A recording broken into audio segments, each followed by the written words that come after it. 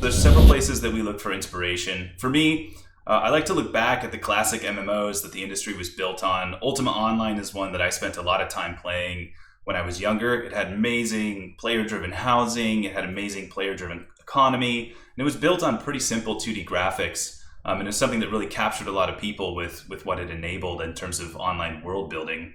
And I think even today, like a lot of the magic from these games has not really been captured again with the more fancy recent renditions of things like MMOs.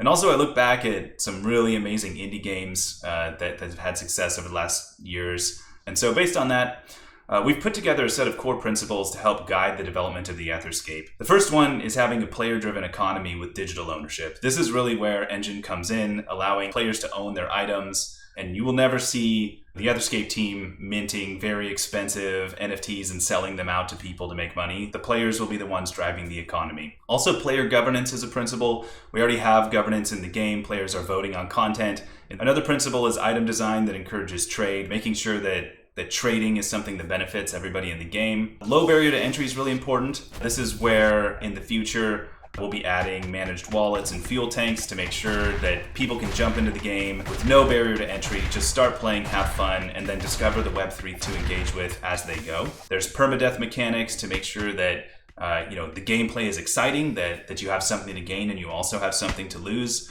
And also randomized loot to make sure that you can always find something new and interesting with items that can really change the way that you play the game. Also, horizontal progression is really important. That's a concept we will be pushing on to make sure that as we add new content in the game, we don't invalidate old content. I think this is super important when we talk about the player ownership and NFTs to make sure that we're not invalidating historical value in the game. And lastly, always on multiplayer, make sure that there's a low barrier to teaming up. There should never be a case where you don't want to team up with somebody in the game. Like, everybody should benefit, everybody should get more when they team up. And so I'm confident that with these design principles, by sticking true to them, that we can create a game with a community that will have long-lasting interest.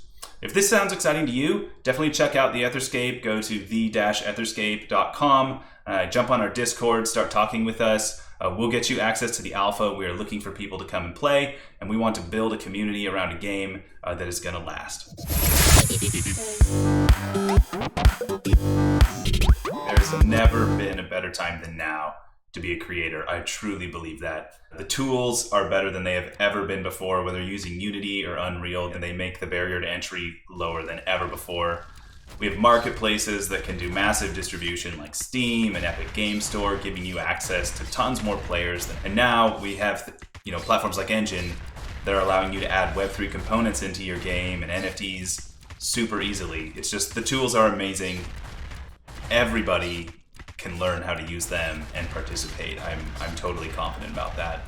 Thank you to everybody who keeps building, who keeps engaged with the community and making it fun to for people like me to keep building as well. And if you're out there, don't hesitate to join in, whether you're a creator, whether you're a player, a collector, there is a place for you to participate in this community and be an important member of it. And the only way that it will really be the best that it can be is if everybody comes and plays and participates. So looking forward to getting to know more of you and building into the future.